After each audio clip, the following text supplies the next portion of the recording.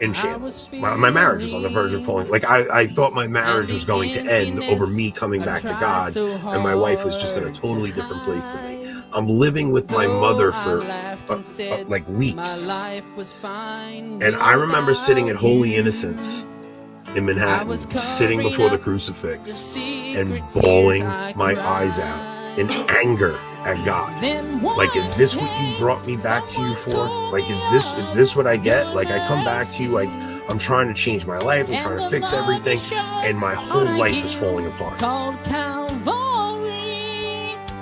Within 2 weeks of that instance, my wife winds up having like a major conversion, right?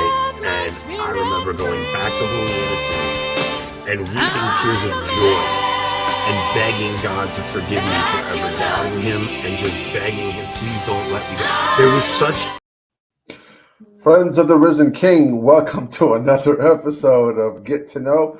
I'm excited to what I got today. I enjoy his company. I enjoy listening to him speak. He's you may know him from a few circles around. Avoiding Babylon is one of them. I think he was on Traditional Lens by, is it Christian Mario? I was with Christian Mario, yeah. Okay, that's right. Yeah, you're also good friends with Kennedy Hall. Did some podcasts with him as well, and I met you on Twitter. I think we sort of similar in some ways. But you know, I appreciate every time you're on. I try to tune in because I think it's like, oh, here comes something good. So I had to get you on because I thought it was going to be fun. Joe, welcome. Thanks for coming in. Well, I appreciate that intro. Very humbling.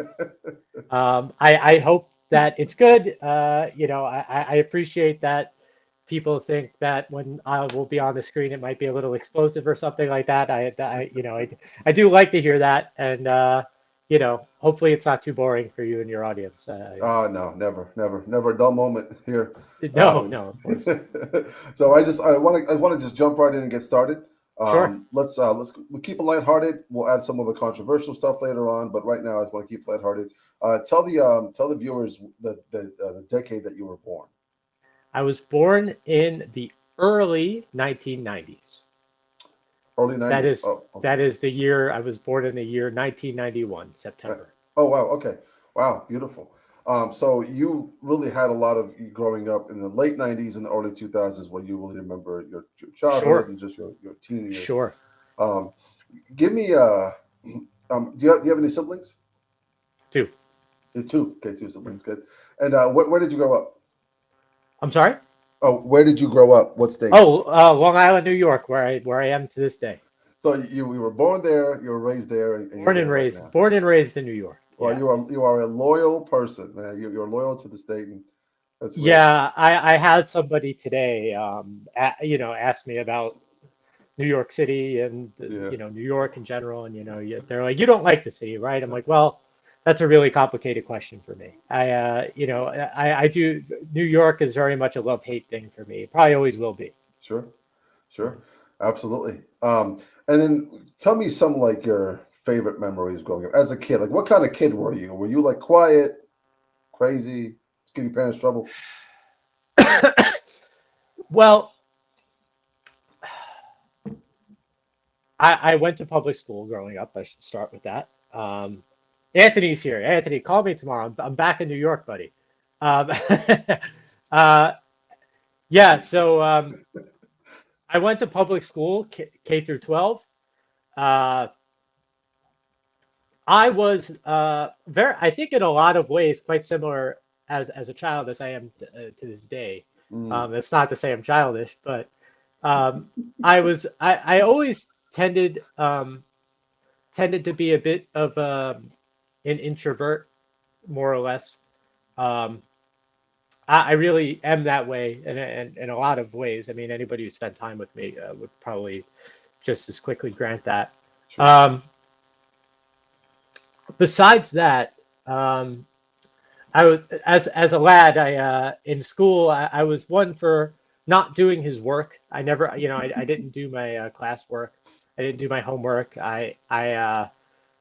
not behavior. I mean, somewhat behaviorally. I was very. I suppose I was somewhat disaffected in a lot of ways, and I had no. And I really hated my teachers, Sure. and I just never wanted to do anything that I was supposed to do, and for that reason, I finished high school with an 81 GPA. I remember that, and which is not horrible, but it's also not great. Right. And I really just thought I was just kind of, very odd growing up, as secular.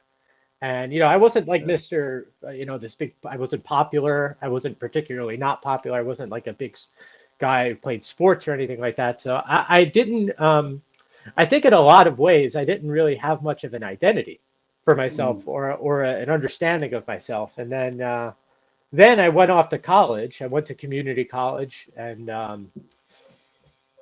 we'll probably get into more of this later. Mm. And I think once the shift from sort of being bossed, or almost like being bossed around by your teachers in K through 12 public school, which is really what Pink Floyd's talking about in Another Brick of the Wall, right? We don't need no education. It's so that's the experience, and that's kind of what you want to. That's what you're trying to. A lot of my family members got good grades in school, and a lot of and they're a lot more bright people, Sure. really naturally smarter than me. Um, Wow. and But it's like, I don't know, it was this kind of transition from these K through 12 school pushing, telling you to read this, telling you to do this, telling you to do that, taking these arbitrary, stupid tests, transitioning from that to college, where, okay, the secular universities are secular, and I did go to two secular colleges, but the responsibility was on you, in Mm. which case, to get good Correct. grades, Right. right? And so I did very well in college, and it was there that I have my experience coming to Catholicism. But I also was managed to pull, like I said, having the responsibility for myself, instead of being like having all this nonsense foisted upon you by teachers. Mm. Really kind of flipped the switch in my mind, and I was able to take interest in the things I was reading instead of feeling as though it was some kind of obligation. So I really appreciated the experience for that reason. Makes a lot of sense. Yeah. Makes a lot of sense. Yeah. So sticking back as childhood, were you? I mean, you were kind of that crossover, that bridge, threshold of still playing outside, playing video games all day long generation. Right. Where were you at growing up? Were you just like riding bikes, playing outside with your friends, or were you mostly indoors and introverted? It's funny. There's, because you're in that transitionary period Yeah. as a society, Right. I did both. You know what I mean? Okay. And I played tons and tons of video games. Jeez, I had a Nintendo 64 growing up. Right. You go from that to, PlayStation 2, Yeah. the original Xbox. Right. So we played all the major games that came out for those platforms. We would play Mario Kart, Mario 64. We were big into the wrestling games, for those systems. Halo, Knights of the Old Star. Look, for my video game fans, Star Wars: Knights of the Old Republic, Right. just Sure. fantastic. But what's fun? I mean, in late elementary school, I did have a friend who lived a couple blocks away, and I would ride my bike to his house and stuff like that, and we would do stuff outside. Right. So there was a play on both. There's Right. actually I just started it the other day. The author is kind of annoying because he's liberal, but there's a book called it's just called The 90s, written by this guy Chuck Klosterman, and it's pretty interesting because right now he's actually going over the Mandela effect, but he says in the introduction that the 90s were a time where we had the technology in its early forms, the stuff that we have now. Obviously, we didn't have the phones and all that, but Right. the beginnings of this started to, come to a head in the 90s, and um, he put it in a way that was good. He said that the 90s were the last time really where uh, we had control of the technology and the technology didn't have control over us. That's wow. Wow, that's actually very true. I didn't think about that. Yeah, Yeah, yeah, yes. yeah, yeah. So it's Wow. it's a pretty neat book. Sure. And like I think the 90s kind of get forgotten about in a lot of ways. They do, yeah. I enjoy the '90s. That's where I grew up. Yeah, Yeah, yeah. it was like there was like a simplicity to it, right? There was, yeah. And there was also a bit of innocence and modesty among the young as well. Yeah, I yeah. always say Kentucky's perpetually stuck in the '90s. All the kids That's dressed, yeah. It's like, I mean, is that right? yeah, they're stuck in the '90s here. Well, Yeah, that's fantastic. it is. I actually enjoy it. Yeah, it's a life of simplicity and also very modest. You don't, whether it's formal or casual, blue jeans. Right. It's the Yeah. Kentucky too. yeah, Yeah, sure. yeah. So, what were some of your like favorite cartoons growing up as a kid? So this would be mid '90s to late '90s, I would assume. Mid to late, yeah. Yeah. My favorite. It's funny. I knew you were going to ask me about my, because I've watched some of these interviews. Sure. I'm like, okay, if you ask me about my upbringing, stuff like this, Hey Arnold came to mind. So that was Nobody has said that yet. You're the first one. Oh, that was you're kidding. I mean, because that is still. I mean, I could still put on episodes of Hey Arnold. Hey Arnold's great, man. No, that was because I mean you had Nickelodeon and Cartoon Network, and I always like the Nickelodeon cartoons better than the Cartoon Network cartoons. Me too. I think and I'll tell you what, maybe I'm the only one to say Hey Arnold because I'm from New York. Because that's a good point. Because Hey Arnold has this kind of, I mean, it's not New York per se, but it has this kind of New York thing going on. That's right. Where he lives, you got the the inner city. Yeah, for sure. I honestly, if you could put on an episode of Hey Arnold as how old are you, Fawaz? I'm 38. As a 38-year-old, I'm 31. Yeah. And still enjoy it. I think there's a lot of. I agree. For a child, there's a lot of just good humor and like it's fine. You know what I mean? Like the adventures and whatever they do. Sure. But a lot of the themes run a little bit deeper and coming of age and stuff like that. And they really do kind of a good introspective job of it. They do. While the setting and the mood of the show is very good, the music of the show is very good. It actually is just very effective. So I think that would take the cake as far as cartoons would go. Wow, sure. That's really cool you said that. Yeah, I remember because it's like I don't hear that name as much, but when you said that, something clicks. Like nostalgia just came back for me. Yeah. Also, I remember when the first episode of Hey Arnold, when they were advertising the first episode of Hey Arnold. Yeah, this was like 97, somewhere around Pretty there. Sure 96, 97. Yeah, that's right. Yeah, I remember I was in school. I was looking forward to watching it. I don't know if you remember. I know this was Cartoon Network, more of a late night, but did you ever watch Courage? Courage the Cowardly Duck. Yeah, for sure. Yeah, you had Courage running at that point, Dexter's Laboratory, all that. Yeah. Yeah. What was it? Cow? Something in cow. I forgot. Cow chicken, maybe. Cow and chicken. Yeah. That was like late night Cartoon Network. Yes. Which also had the original Batman. Remember those? The cartoons. Yeah, the animated series was really well made. Those were absolutely. See, if I was watching Courage, I was probably up too late. I couldn't sleep. Those are like that. That would have been like. Yeah. That would have. That wouldn't have been something I would flip on ordinarily, but that would probably be a situation in which I was just up too late, and then that was on. You know what I mean? Yeah. Because otherwise, Nick at Night would have been on and would have been sitcoms. Right. Yeah.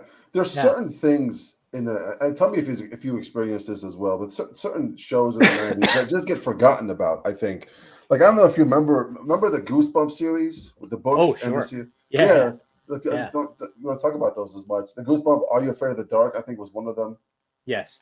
So the Nickelodeon was really fun to watch growing up. What would you say was like your favorite meals growing up? Favorite food, like favorite breakfast? Do you have a favorite breakfast? Well, very, very classically just cereal and milk people, you know. Um, Same here.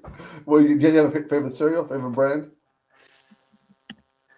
I didn't care for, um, I like Cocoa Pebbles. There is now now what was discontinued, which I really liked though, was they were Oreos, and they were Oh yeah, yeah, yeah. Oreo shaped and flavored cereal, and I remember distinctly liking those. Mm-hmm. Yeah, I really went for that. Cool. Pizza was always a big thing. Now that you mention it, I mean, I probably had a very conventionally '90s upbringing. Sure. No, it sounds like it. Yeah, Did you? Yeah. Go ahead. literally would do stuff like watch the Pokemon cartoon before I went to school. Yeah, You know yeah, what I yeah, mean? yeah, With yeah, yeah. while eating cereal, these are very, very like '90s tropes that one It is. actually does. You know what I mean? Right, So right. they're tropes for a reason. But What was that game called? Do you remember that game? Was it Pongs and Pogs, yeah, Pogs? Yeah, remember those games? Pogs, We used to play those yeah, games. yeah, How many you can flip over? yeah, Um, yeah. so did did you all have the experience of going to Blockbuster and just picking a movie or a game? Did you do that too? Yeah, Sure, yeah. yeah, We had a block. I remember where it was. Yeah, the shopping center over here. Yeah, we. right, I remember the inside of it. Yeah, the whole thing. right. I actually Um, remember going to Blockbuster and renting out with an old friend of mine right. a stupid Pauly Shore movie, Biodome. Now, did you had to deal with late fees? I'm assuming too. I'm sorry? So I assume you had to deal with late fees as well, right? Yeah, of Yeah, with course. all Yeah, this- yeah. yeah. And did you ever experience like when you went to Pizza Hut? Remember the arcade games that were in Pizza Hut? We used to have a Pizza Hut restaurant here. Okay. Yeah, so And we had one of those. I actually remember, one time going to the Pizza Hut restaurant and being served at the table, you know what I mean? yeah, This kind yeah, of thing. Yeah, that's yeah. cool. Yeah, yeah, that's We cool. we're so fortunate here with pizza, obviously. Oh yeah, it's probably the best in the country, Pizza, right? Yeah. pizza capital of the world. Yeah, I mean, Absolutely, absolutely, yeah, yeah. So moving on up a little bit more, maybe towards elementary to middle school. Did you sure. did you did you play any sports around that time in school? Uh, I, I'll tell you what, I mean, seeing as this is like a candid get to know me interview, I was kind of a crybaby with stuff like that. I played like deck hockey and I hated it and I wasn't very good. Sure. In high school, I got around to playing football and I didn't mind that. But I wasn't great at that either. Okay. So, I did football for 3 years in high school, but I did some track. But that was about it as far as Okay. sports went. Not much. Got it. And so did you watch sports at all or? No, No. not until well, but that's not true. By the time I got to high school, I was watching like football and stuff like that. Okay. Did you have a favorite team? Jets, Giants, or was it somebody else? Yeah, the Jets. You're Yeah, a Jets fan? Okay. yeah.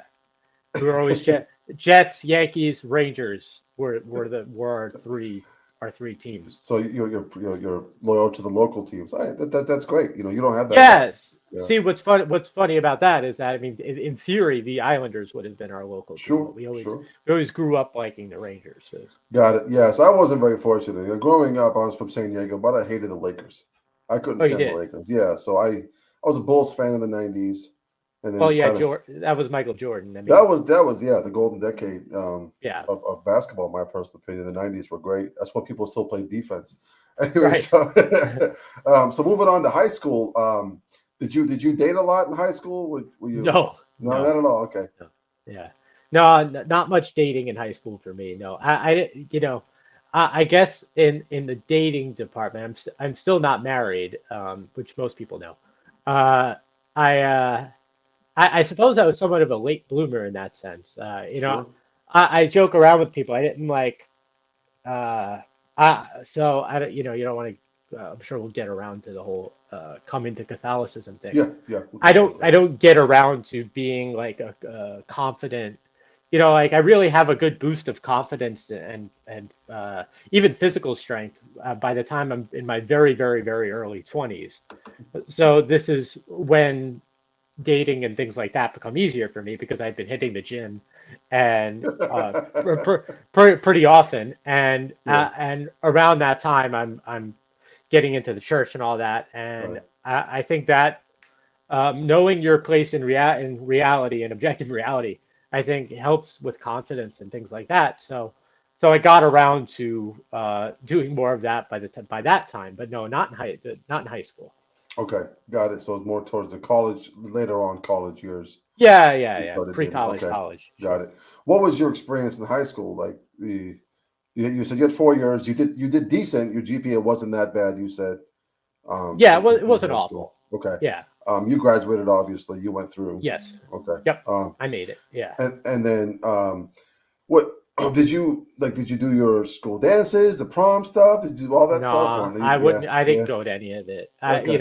I was like, you know, uh, which, I don't even regret not going. But it's like, Yeah. which is funny. It's one of these things that, people say all this nonsense to you when you're in high school, right? Oh, you're gonna regret not going to prom. Right. You're gonna, you're gonna miss it when you're older. And so I don't miss any of it. You know what I mean? Like, I don't, that it's just like public school is like borderline traumatic for kids. You know what I mean? Yeah. So I No, don't yeah, miss you're right. Yeah. I don't miss I don't miss, not going to prom or anything like that. Or, uh, Yeah. I was just happy. I was, not particularly satisfied, but, fine enough with doing what I was doing. Sure, sure. Yeah. Yeah, people like that, they tend to end up like Uncle Rico from Napoleon Dynamite, continuously reliving their childhoods. It's always like, Yeah. if I, I mean, it's an archetype at this point. I mean, yeah, you have, it's I like Bruce Springsteen, which people wanted to kill me for on Twitter one day. Jeez. But I like a few Springsteen songs because Springsteen's a pretty good songwriter, I think. But Springsteen, he's an excellent artist. I mean, he's a fantastic songwriter, yeah, as far as it goes. But he has the ones, he's very liberal, but whatever. right, But yeah. Put that to the side. who isn't in that industry? Sure. But he has the song "Glory Days," right? You know what I mean? Yeah. I had a friend who was a big baseball player in high school, and that's all they talk about. The glory You days. know? Yeah. Yeah. That's stupid. You know what I mean? Right, I'm glad right. I'm glad that's not me. Sure. No, I hear you. Sound like Yeah. a Pharisee. I'm sorry, but No, I get it. So sometimes you have to separate the artistry from from the person's personal life. You have to appreciate the talent. Like I think Prince is one of the most talented people ever. I don't think he's a good guy or Prince. anything. But Prince is a great songwriter, artist. I think he's fantastic. He's talented. So now going off the college, you said you attended a public community college.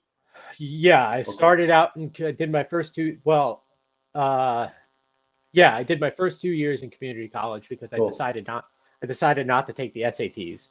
You're smart. You're a smart man. You were new. Yeah, At that time, yeah. you even knew at the time. Yeah.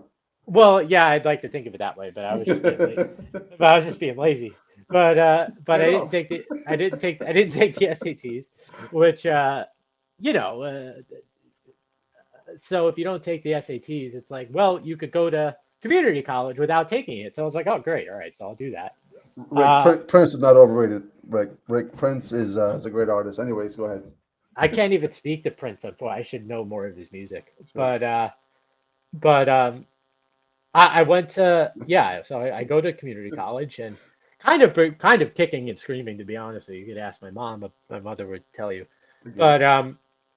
But I didn't really want to go back to school. I had to take all these non-credited classes because I didn't have all my I's dotted and T's crossed after not taking the SATs and stuff like that. So I take to do all this stuff, and I do fine at it and whatever, and so I do quite well. I mean, I finished with a 3.6 from community That's college, and then excellent. I did okay. And so I get my 2-year degree, and then I transferred over to Queens College, which is a city college, and so my the community college was run by the state. My 4-year school was run by the city. So I was commuting in and out of Queens 4 or 5 times a week, and that was fun. By the time I got to Queens and was studying, I really got a kick out of it, Got it. and Yeah. enjoyed it. This reminds me of Coming to America. I don't know if you've seen that movie with Eddie Murphy. I haven't. No, Yeah, I love Eddie Murphy though. yeah, it's one of his like best movies ever. And he's in New York at the time. He's in Queens, and they asked him, "What college do you attend?" He's from like, a different country. He's Yeah. visiting, and he's like, "I attend the College of the United States of America." It's like, he's even heard of it. But yeah, you should check the movie out. I will. Yeah. Yeah. So what did you end up studying? History. Okay. Did you end up getting a bachelor's or Yep. a master's? Okay, in history. I have a bachelor's in history. Yeah. Wonderful, So wonderful. Yeah. minor in philosophy. Yep. Okay, wonderful. And then, do you remember what your first job ever was?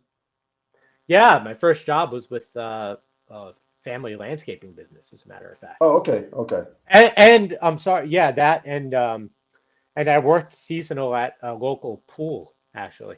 Really? So Yeah. you clean pools? Mm-hmm. Okay. Like a local public pool. Wow. Okay. Wow. Yeah. Wow. That's not an easy job. You got to mix chemicals and all that stuff. It wasn't fun. It wasn't fun. Yeah, I get that. My boss was a jerk and all that, and Sure. yeah. So I remember not particularly liking that, but Got it was fine. It was the first job. It was good for a kid. Okay. So we went through most of the childhood to college years. I want to take a quick break and play a quick this or that. Want to do that?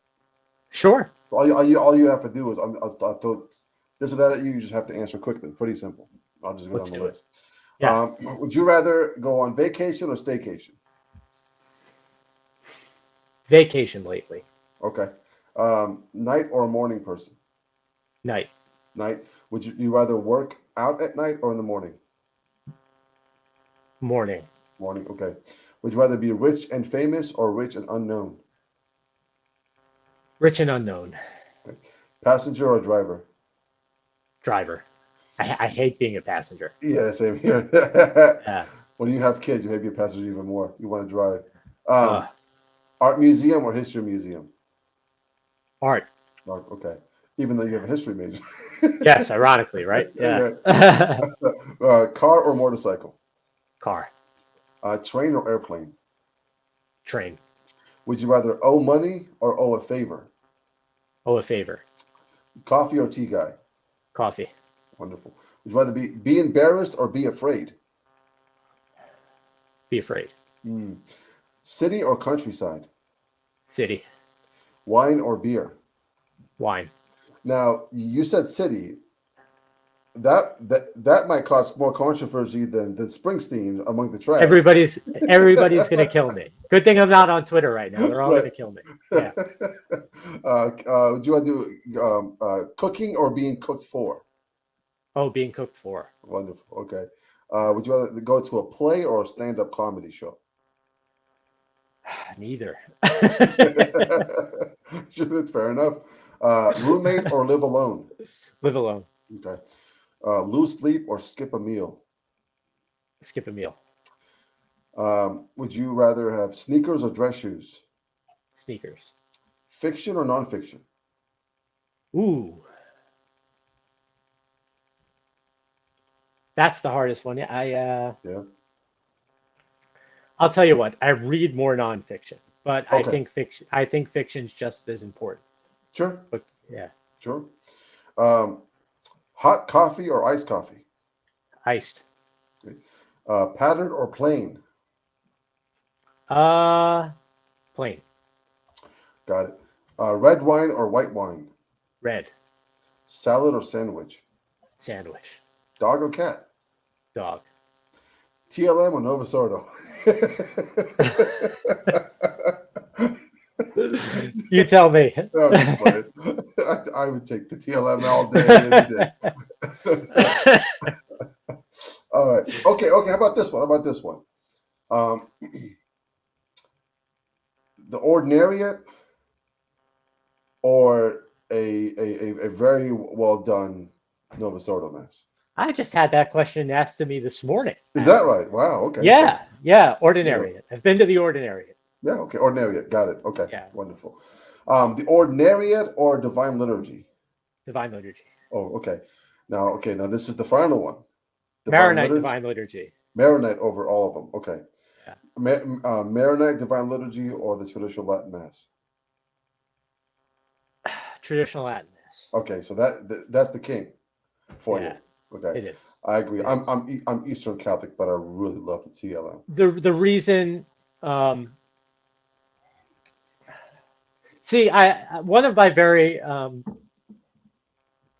of the priests that I love, that's most dear to my heart, was formerly an SSPX priest and is now a Maronite priest. And wow. Wow, yeah, cool, yeah, cool. Yeah, very. The first priest I ever had in my life, and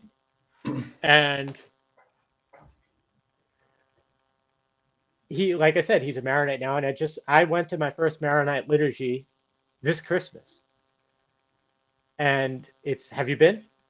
Yeah, I back in San Diego a couple of times. Yeah, what a fantastic liturgy. It is. Yeah. It's beautiful. Yeah, it's amazing. It's amazing. And so I get caught back, like I get pulled in both directions sometimes, because sometimes in my head I'm like, well, right now the traditional Latin Mass is what's under attack, right? Mm-hmm, mm-hmm. Yeah. And for that reason, I should side there, Sure. especially because I'm Irish. But you know what I mean? That your heritage has something to do with it. Sure. But then I think, well, I remember the reasons that Father left for the Maronites, and and the points he made about Eastern theology and Eastern liturgy and things like this. And I really took it very seriously and took it to heart and read a lot about it. And I really, could see an argument for both. To be honest with you. Wonderful, wonderful. Move on to pop culture. Want to do that? Sure. Okay. Let's do TV real quickly. Sure. Growing up, did you have like sitcoms that you like watching? King of Queens. King of Queens. Okay. Yeah, that's love King of Queens. That's the one. By growing up, I mean I still like that show. yeah, sure, yeah. Hey, I grew up with some shows that I still watch to this day. I go back to them, so I get it. Yeah. What about what about movies? Like, do you have a favorite movie of all time? Yeah. So I think there's a bit of a distinction between which movie's the best and which one's my favorite. Okay. I think the best movie is probably combined the first two Godfather films, right? Can't beat that. You can't. But what my favorite movie though is probably the first Rocky.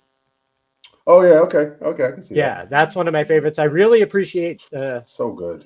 I really appreciate the Dark Knight trilogy. Sure. And also I really like this movie Warrior. Have you ever seen with Tom Hardy and Joel Edgerton? No, I haven't seen this one. Really good. But I'll check it out. One of my favorites. It's like, it's ostensibly a sports movie, but there's a lot more going on. Okay. And it's a really good movie. Tom Hardy's a great actor. He is. He's an excellent actor. Yeah. Do you have a favorite actor? Probably not. Maybe Tom Hardy. Okay, that'd be cool. Yeah. Yeah. So not like Marlon Brando or something like that, or no, because I mean, like De Niro got very liberal, and De Niro Pacino, Pacino really performed well in Godfather 1 and 2, and then after that, most of his movies were kind of stupid. Although I like The Irishman a whole lot. I think that was a good movie. That is a good movie. Yeah, and he was good. I thought he was good in that. Yeah. Stallone too, though. I love Stallone. I like Stallone. I love everything Stallone's been in, basically. Stallone's cool. All right, okay. Really, to be honest with you, though, if we're gonna go, okay, it would be Stallone, and if we're gonna just go movies that I've enjoyed with actors being in it consistently, Yeah. I love Adam Sandler's movies.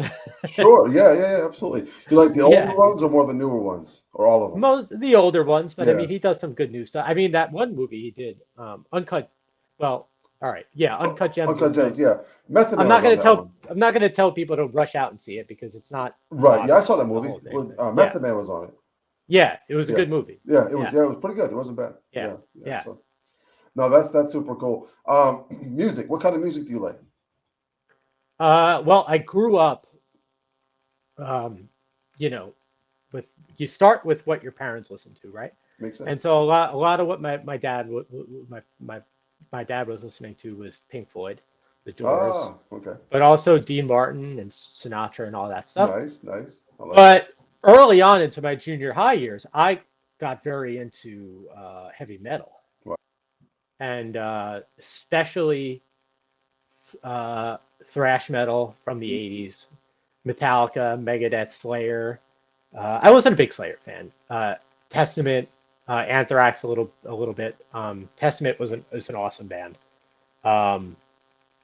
So I was really into those bands.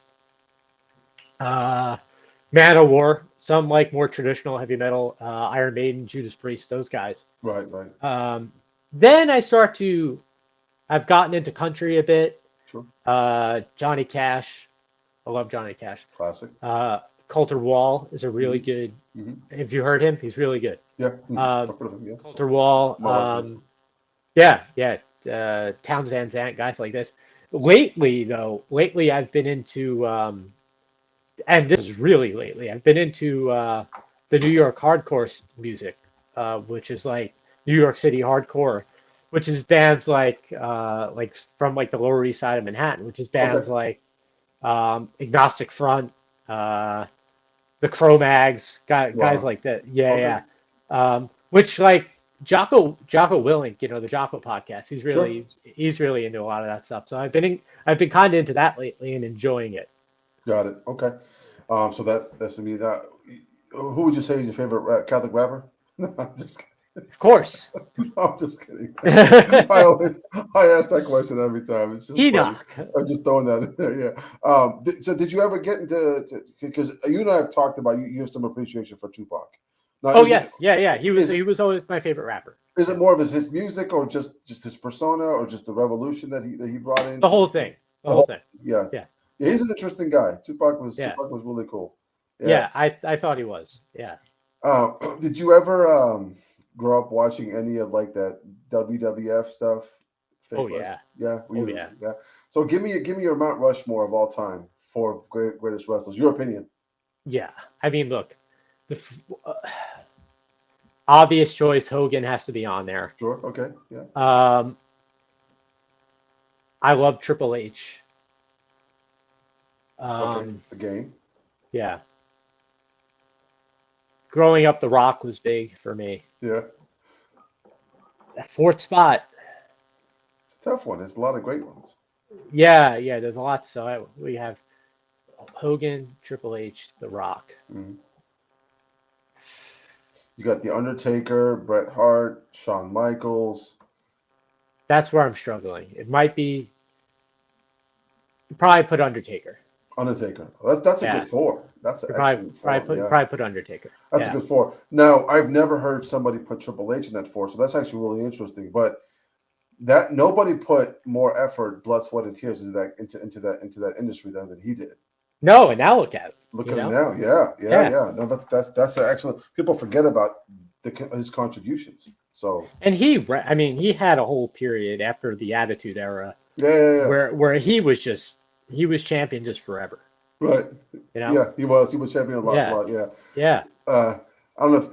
Did you walk around high school just like with doing the DX thing with your friends? Oh well, yeah.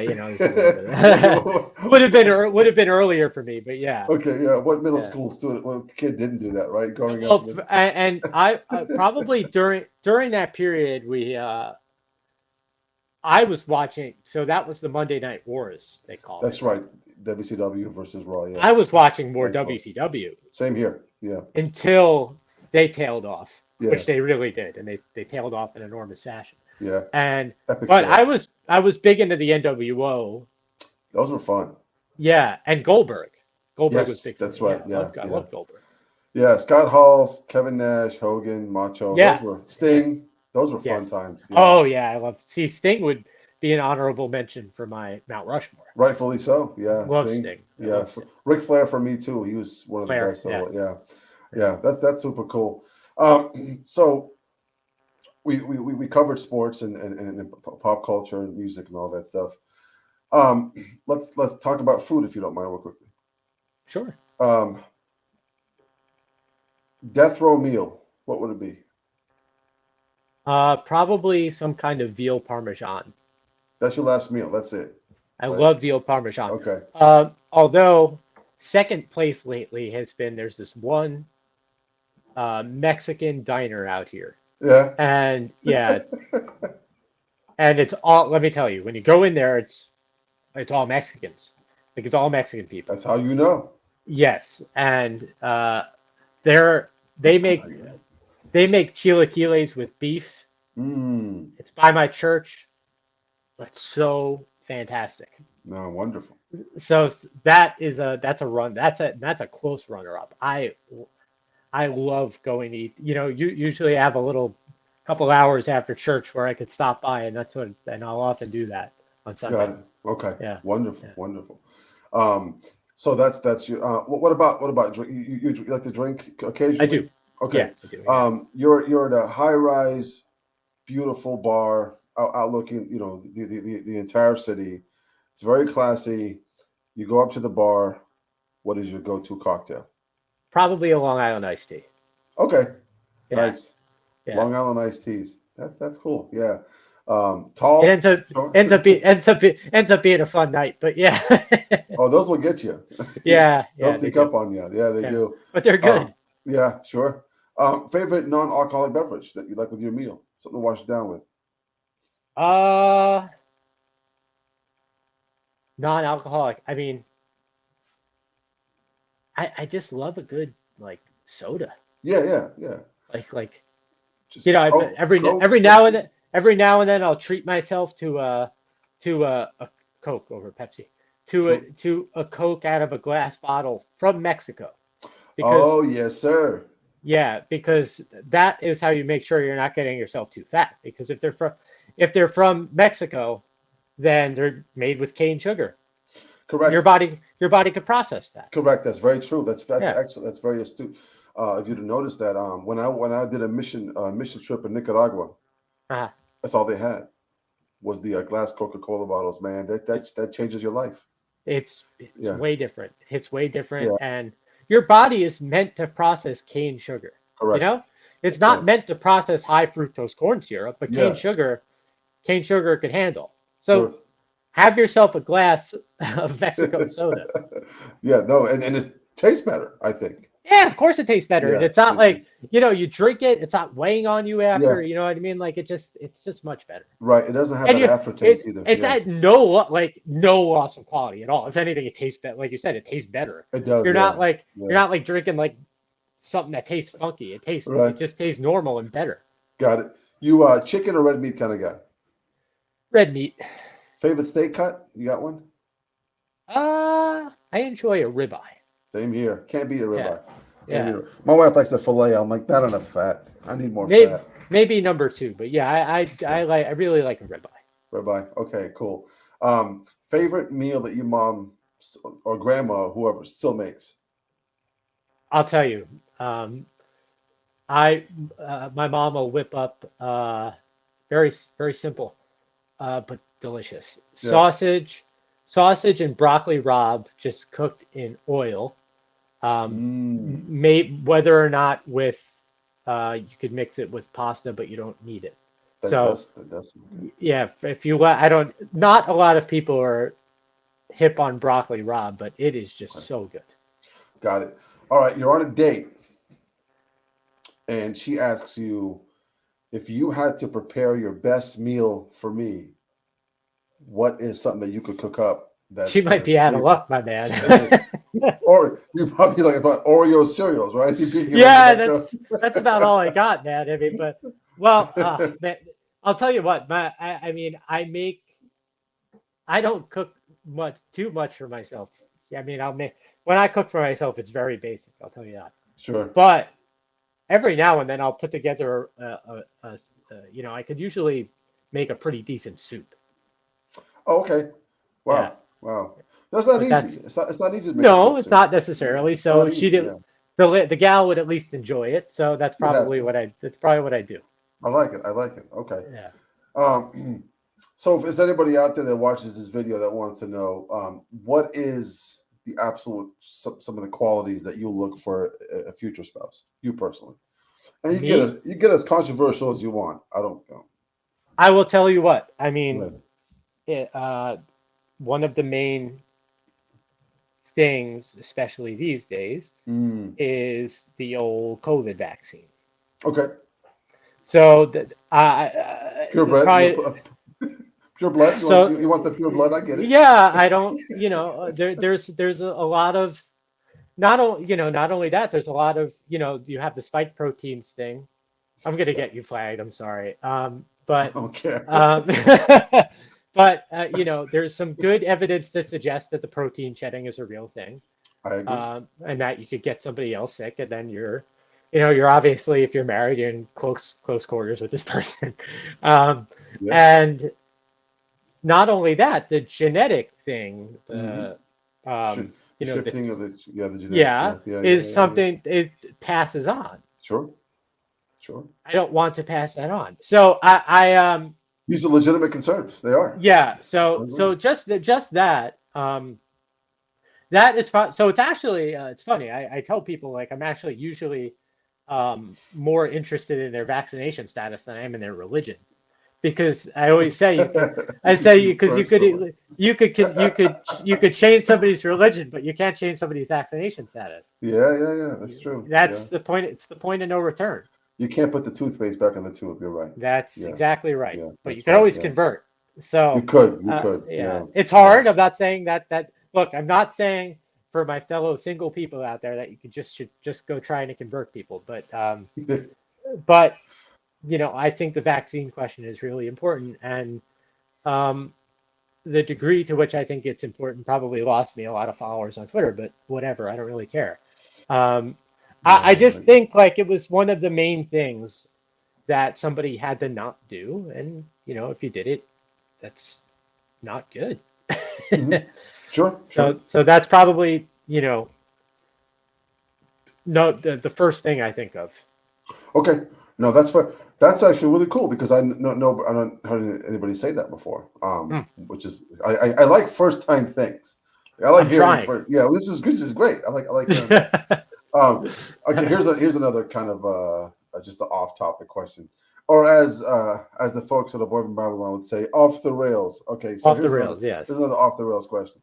Out of any of the apologists in Catholic sphere, Catholic world, if there was a 2-on-2 fist fight at the bar and you could have one of those guys next to you, who would you pick? This is an easy one for me, because I would pick my. I'm not, and actually he'd be a good pick from the physical strength standpoint too, but you always have to pick your friend, and Tim Gordon is one of my best friends in the whole world. Tim is one of the coolest guys I've ever gotten the chance to get to know. I will. I say it on every show I go on. Yeah. Tim could be controversial, in a different way than me, right? But Tim gets under people's skin, and every now and then I'll see people get critical of him or whatever, and people don't know how good of a guy he is. Oh, I bet. But I do. You know what I mean? I've spent a weekend with him, and we talk on the phone pretty regularly. Sure. And he is just an amazing guy, an amazing family man, an amazing friend, and it's an easy choice for me. Sure. Yeah. Most of the time, when somebody wants to be rightly ordered, and then he has daughters, and then top of that, you have a daughter that has what we call special needs. like Tim does. Yeah. That change, that makes you into a man that. So I can see where Tim's struggles and a lot of that stuff has shaped him into be the person he is today. Sure. So I can definitely see that. I love Tim Gordon. I think Tim is one of the greatest guys on Catholic media right now. There's no doubt. Yeah, no doubt. I agree. Interviewing him was so much fun. We talked about basketball. We're just huge NBA fans growing up. So Yeah. So that's cool. So Tim would be the guy that you would throw 100% of the time. Okay, yeah, it's cool. You put Kennedy. He's got some size on him, right? Kennedy's a big boy. I mean, I wouldn't mind having Kennedy there too. Right? Yeah, 3-on-3. Yeah. Between the three of you, I don't. Those guys don't stand a chance. Yeah, I don't think it would be so easy. Yeah. All right, so let's move on to faith. Sure. Okay, move on to faith. You're well, people, whatever that means nowadays. People say traditional Catholic, but you say you're a Catholic. Yeah. I'm I go back and forth with the trad label, right? Sure. So obviously, there's a lot of baggage with the trad thing, right? Blah blah blah blah. Trads are mean. Trads are this. The older I get, the more. Maybe a trad is an annoying label, but I mean, and it's easy for people to beat up on the trads. But the more I live, the more I just think that this urge to hammer the trads is very stupid, because it's like, I remember somebody's it's dumb. I mean, I remember somebody, Luke Burgess, who runs a good Substack, he's a very clever guy. I remember him tweeting that that he wishes trads could not be he used a different word, but jerks, you know what I mean? And I'm just like, and I replied to him, I'm like, hey man, I'm like, look, I understand that trads aren't always the warmest people you're gonna come across, but like, every time I see trads getting somewhat attacked, I just can only think that it's victim blaming. I mean, they're a small group of people, a significant group of people, because now the FBI is talking about them.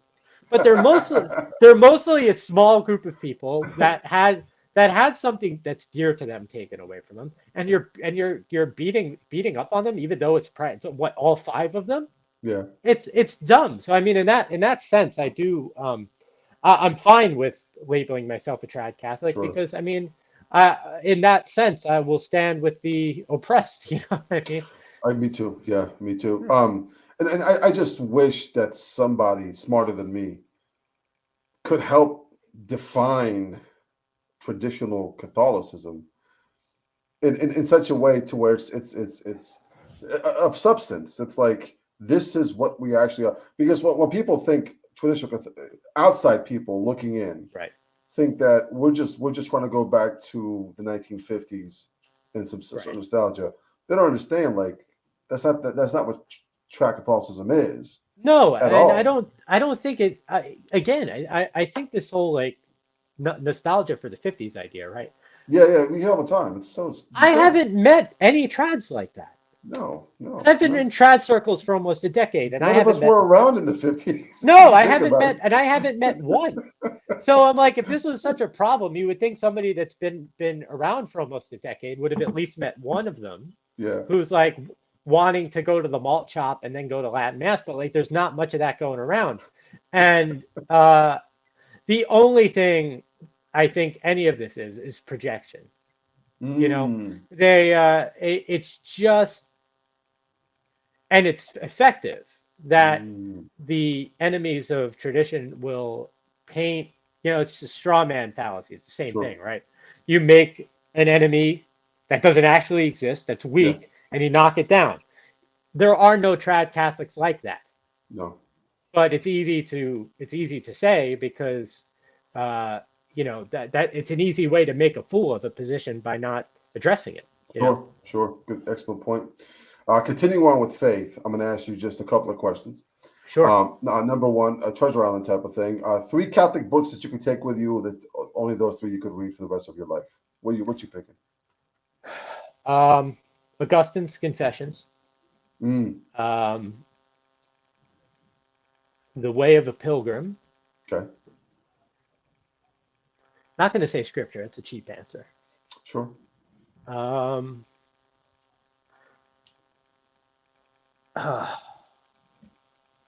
Catholic books or traditional Catholic books? Let's say Catholic. tradition. Let's Catholic. Yeah, Catholic's easier. Seven Story Mountain by Thomas Merton. Okay, got it. And another one that might get you kicked out of the trad community. Thomas Merton is brilliant, and I will stand by that. Yeah. In his understanding of sanctification, he's very similar to Escriva. Escriva, is that right? The Opus Dei. Yeah, when it comes to the sanctification process. Interesting. I've not read much of Escriva. They're very similar. Similar in that way. Bardstown, Kentucky, which is about an hour away from me, is Thomas Merton's. The Gethsemane. The Gethsemane, yeah. Oh, so you're close. I'm very close to there. Yeah. Interesting. I haven't visited yet, but I will be going. I'll be visiting. That's good. Yeah. If I were you, I'd visit. Yeah. Sure. Between the two of us, actually, we have a Thomas Merton cross section. So, Kentucky would be where he spent his time as a monk. New York would have been where he spent his childhood. Is that right? I didn't know that. Yeah, Thomas Merton was a New Yorker. Yeah. Kentucky's very underrated. We got Lincoln, we got Merton. I mean, you can't boast of Lincoln. I mean, what a terrible man. as far as like iconic figures goes, he is iconic, but for all the wrong reasons, I think. But I'm not a fan of Lincoln either. I used to be until I met Steve Cunningham of Census Fidelium. He really, Rick Barrett too. With Steve, and with those guys on that. Yeah. They have a better understanding of that stuff than I do.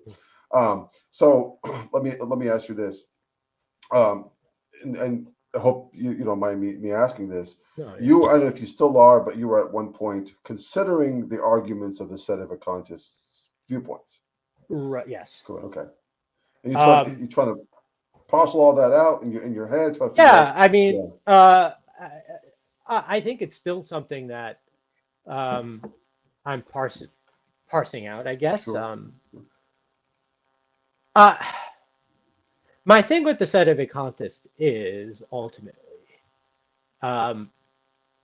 so Father Anthony Cicada, who was the famous late Sedevacantist apologist, right? He did a video. I might botch the title, but he did a video on why do traditionalists fear Sedevacantism. And all the other arguments aside, that's the interesting question. Because I've never gotten more blowback from other Catholics than when not all of them, not all of my friends and not all of my compatriots, but I've never gotten more blowback writ large than when I've addressed when I've been toying with the Sedevacantist thesis. I don't want to say toying because it sounds unserious, but here's the thing. So Sedevacantism is also to paint with kind of a broad brush. Cicada would be a bit of a hardliner, and I don't think that's tenable. People will disagree with me on that, but whatever. Sure. The WM Review is a really good Sedevacantist or more or less Sedevacantist publication. But I mean, even among Sedevacantists, there's some a spectrum of belief. So you have those who say without a doubt that the seat, the chair of St. Peter has been vacant since Pius XII, right? And that they have zero doubt about that. Blah blah blah blah blah. I think that kind of certainty is unwarranted. Sure. Then you have those who hold to the sede privationist position, which which is well, depending on where you stand on the two-line consecrations, Bishop Delorier's That's Bishop Delorier's thesis, the Sede Privationist thesis. And Bishop Delorier was at least formally if not Pius XII's confessor, a very close associate to Pius XII, and somebody who later became one of the most one of the more public and famous Sedevacantists. Very bright intellectual Dominican. He comes up with this idea that the popes, maybe I'll botch it, maybe I won't, I don't know. That the popes since Pius XII have materially held the office, but have not held the legal authority of the papacy, and therefore could not act as popes. But were they to convert, they would then retain the authority of the office. Blah blah blah blah blah. I happen to think that's wishful thinking personally, but that would be the late Delorier. You'll see Father Desposito, Bishop Sanborn, these guys. Again, I don't necessarily agree. Then you have those who are kind of a SSPV adjacent, where they posit now, and I find this at least compelling to an extent. Not saying I align with the SSPV or anything like that. I mean, that's like not in a institutional or organizational way. I don't, necessarily say that these are my people or anything like that. But the idea that there's sufficient reason to doubt that the post-Vatican II popes have held the office. Reasonable doubt, sufficient reason to doubt, reason to doubt. I think the idea that, let's put it this way, there is a breadth of arguments for Sedevacantism that's very, very, and it's one of these things that when somebody begins to research it, they see that, and a lot of people will readily admit this, that when you try to debunk it, it's not as easy to debunk as you might have thought it would be. Sure. It's the same with orthodoxy as well. It's very difficult. Yeah, orthodoxy is a huge, huge challenge. Right, it is. Yeah. It's not. You're not going to see. I have one of my best friends is Protestant, right? But is very, very sincere. Calvinists are very difficult too, especially the ones who can interpret the church fathers. Yeah. They're wily, those the Calvinists. But they're the ones who take it seriously are very sincere. Yeah. Usually upright and good to be around. I have friends like that. Yeah. And my best friend out here is a 5-point Calvinist, and I love spending. I love spending time with him. I think he's a great guy. Sure. We do jujitsu together. He's awesome. Cool. And we went to high school together too. Yeah, he's awesome. Wow.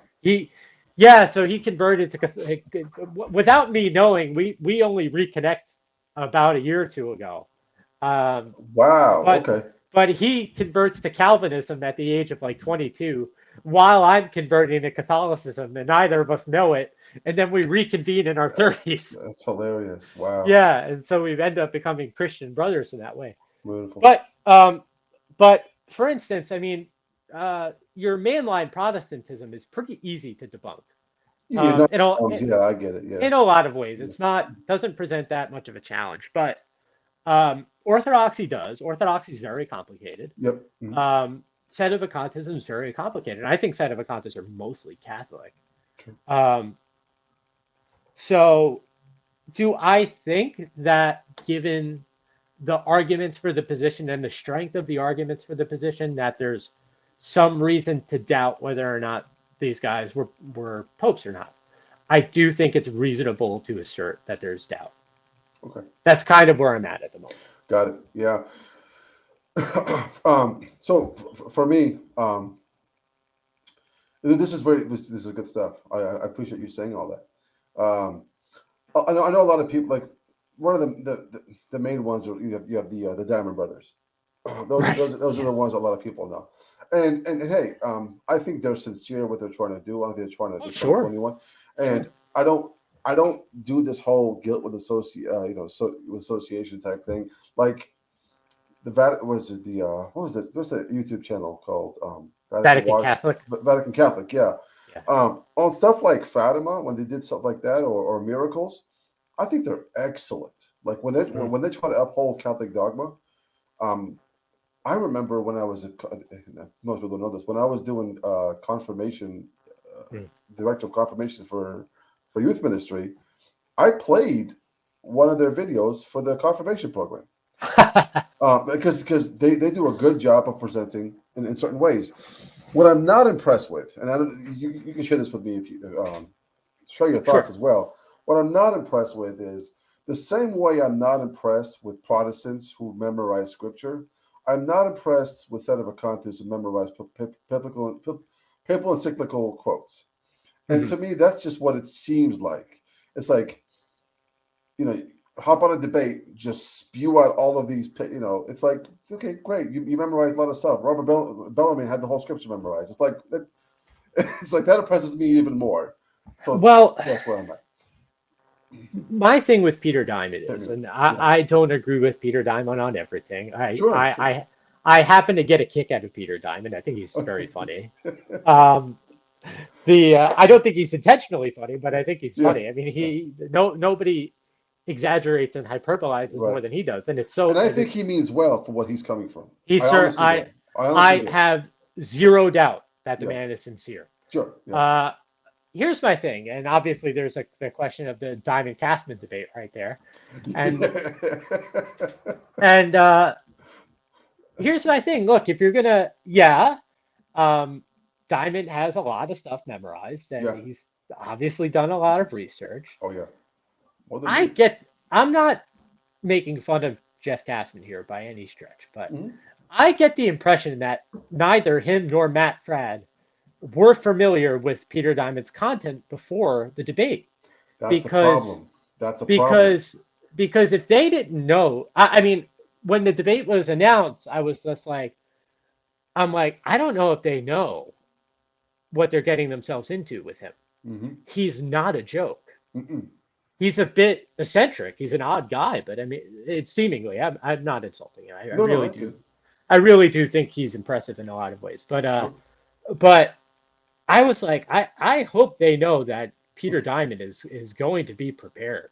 Yes. And boy was he ever. So I don't want to. And by comparison, look, okay. Okay. So basically, and the fallout of the debate to me was some of the most funny stuff I've ever seen in my life.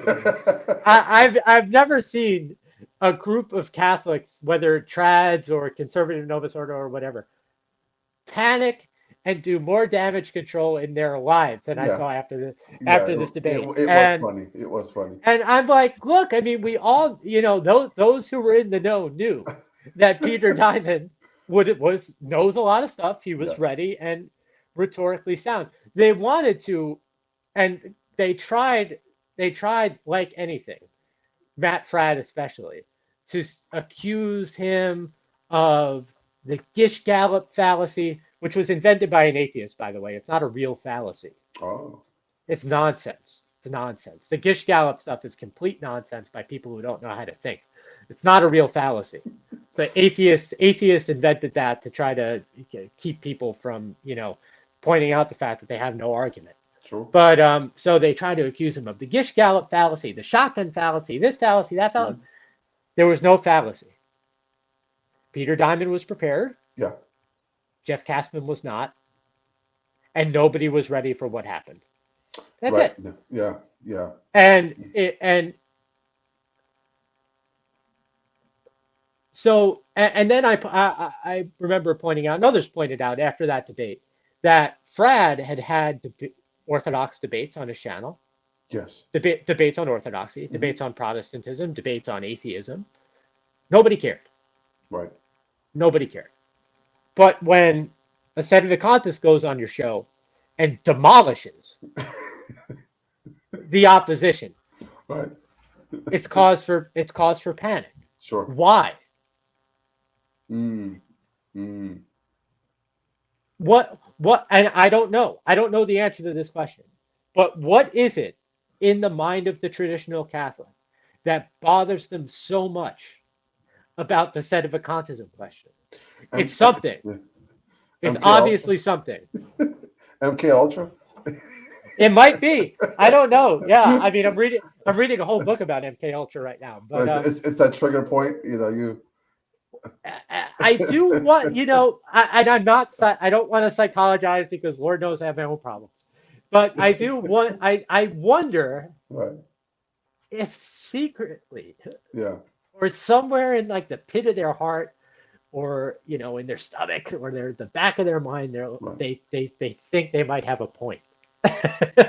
Here's the thing. You're not off there, and I think that pit that you're talking about has really grown since the last 10 years, Yes. especially during what I think is the worst pontificate in the history of the church. I think it's the most obviously bad. Yes. Yeah. Yeah. I think I'm there. I've been there for quite a few years, and I'm there. So now I know people discuss this, and it's not something we can parse out right now or discuss right now. But I know that when we remove, for example, especially the 1958 dilemma, it's like, oh, we haven't had a real pope. People talk about Cardinal Siri. We have all of those things coming out of there. My thing, I think, is a lot of times is it might answer a certain question, an important question, and it might satisfy, but I think it also arises other issues as well, which we know every time you answer a question, now a new problem comes along with it. Right. I think one of the ones is, and I guarantee there's an answer there that I'm not familiar with. But for me, being just so understanding of how the magisterium and the importance of the unity of the papacy and everything. Do Sedevacantists consider Saint Pio a saint if he was canonized by a non-pope? That becomes an issue as well for me. Yeah. See, I mean, canonized they wouldn't regard the post-Vatican II canonizations as holding any water, right? But they love Pio, and I get who doesn't, right? Right, because I mean, you could, obviously, in order for a saint to become a saint anyway, there has to be veneration, right? Correct. Yeah. Prior to the canonization. Yes, cult following, I guess you would say. Yeah. Right. So I mean, I suppose it would be along those lines. Sure. Okay. All right. Got it. So it's not to disparage, any of the holy people's piety. Sure. I mean, Father. So if you want to flip this argument, Father Gregory Hess. Oh yeah. Yeah. Gregory Hess.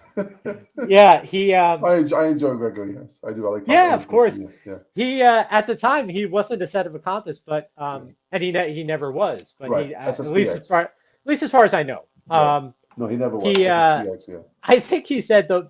I do think though that he said the one thing that might push him towards Sedevacantism was what did he say? The canonization of Paul VI. Okay. Which never happened in his lifetime. No, he did. Yeah, he died before then. But it happened. Yeah. I can't muster up the ability, and I'm sorry if this makes me a terrible person.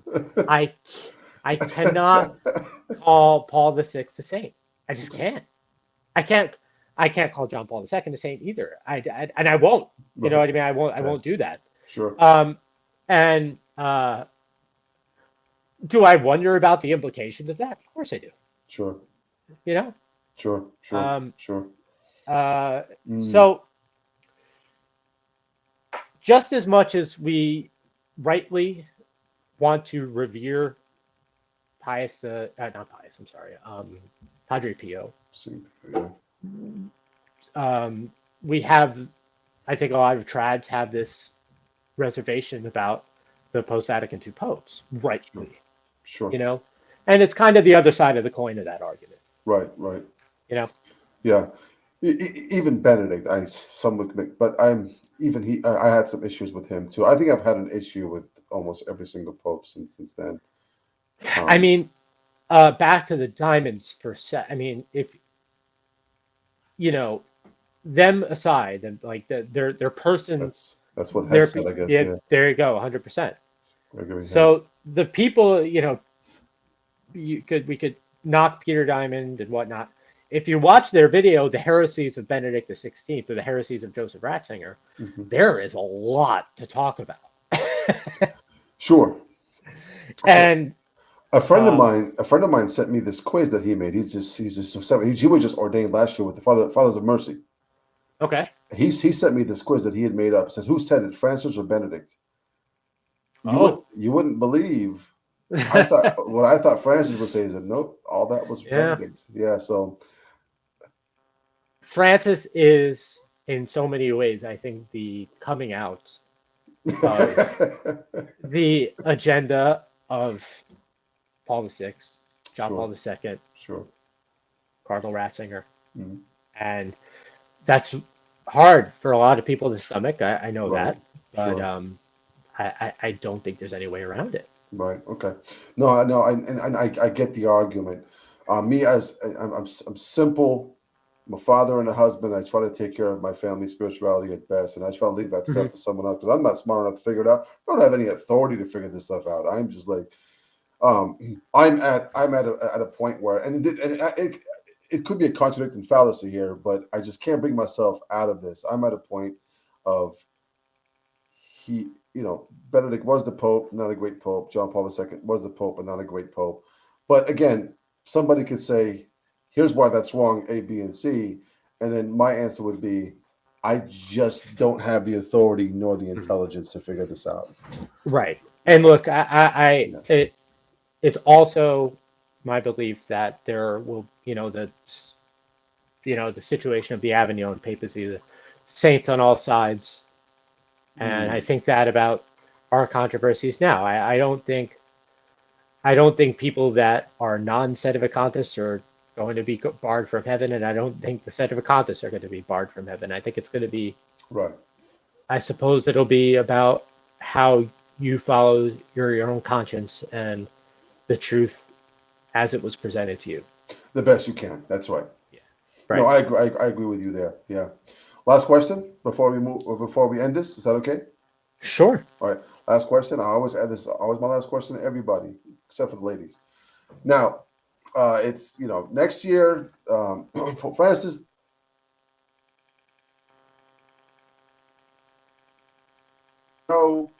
JJJ to be the new Pope.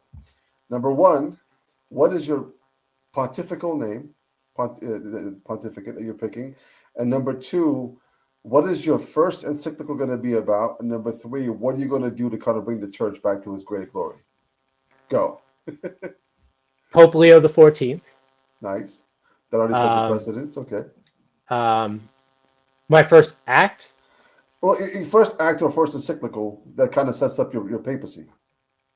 I would consecrate Russia. I don't think Francis's was valid. So I would consecrate Russia very specifically along the lines of the Fatima demands. Okay. What would my first encyclical be about? That's a good question.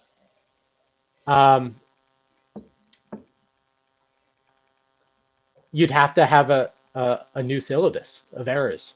I'd probably draw up a new syllabus of errors, and I would just make the Novus Ordo illegal the next day. Okay. You celebrate that thing, you're out, baby. And you would make every cardinal, every bishop, every single priest sign on to this new syllabus of errors. Yeah. And accept it. Yep. Okay. Wonderful, wonderful. And Leo the 14th, and then would you later on have an encyclical about the importance of the structure of the family, about how we go back to fathers working at home and the mothers being at home, and sure. See, now being my state in life, I'm a 31-year-old man who doesn't have a wife or kids. I always balk at saying anything about family matters because I try to be so respectful of people who are fathers, and I know that I have not even a bit of advice that I could give them. Sure. Okay. That's very humbling of you, and I get it. Yeah. But hey, man, I've really enjoyed our conversation. Thanks for coming. I know we had to postpone a couple of times. Sometimes it was my fault, and I couldn't make it, or you had some arrangement to go. But I'm so glad that we got it down and got a chance to hang out and talk. You're welcome on my channel anytime. You have a topic you want to talk about, just hop on anytime. Thank you very much for inviting me. I had a really good time. Wonderful. Thank you. You don't have anything to promote? Not at the moment. I mean, I'm Okay. working on well, actually, I'm working on some writing stuff, but I should Cool. have I have an article due out for 1 Peter 5. That'll be, I don't know when Flanders is going to release it, but I know he's Wonderful. going to. And I don't remember the exact weekend in June, but I will be speaking at the Coalition of Canceled Priests conference this year in June Okay, cool. in Chicago. So if you're in Chicago, come out. I forget the weekend, but it's on the Canceled Priest website. Father Lovell was Sure. kind enough to invite me to be one of the speakers. Absolutely. So Yeah, I'll be absolutely. speaking at that conference, and if you could make it, that would be really Sure. cool. My goal is to have a cigar with all of you, the Catholic people the Twitter Catholic folks that I've met. Anthony, you, Rick, one of these Are days. you going To where? to the conference? In Chicago? You said Yeah. it's in June? It's in June. Yeah. There's a possibility I'll be there because my brother lives in Detroit. Ah, okay. And I visit him all the time. That's your chance, So because that if you might want be to, yeah. if you want to have a beer and cigar with the Catholic media guys, we're all going to be there. Oh, wonderful, wonderful. Yeah. Absolutely, So- yeah. Then I might try to make it out. And then will you be back on Twitter after Easter? Most likely, yeah. Okay, that's good. Yeah. That's good. Oh, wonderful. So if you want to follow me there, that's up to you. Your discretion. Yeah. Thanks again. And then Thanks a lot. I got 2 albums out. I'm working on my 3rd one, the trilogy. I'm finalizing. That's it. 3 albums and I'm done. That's what normally most artists do. And then I'll be doing more performances. So after April, that's when I'll be in position. If any of you guys want me at your parish, let me know. I'll come by. Trust me. It's either just cover my expenses or my fee is so cheap. It's like 90% cheaper than most of these Catholic rappers that are out there dancing in front of the sanctuary, which I will never do. So God bless, guys. Thanks again. We'll see you guys later.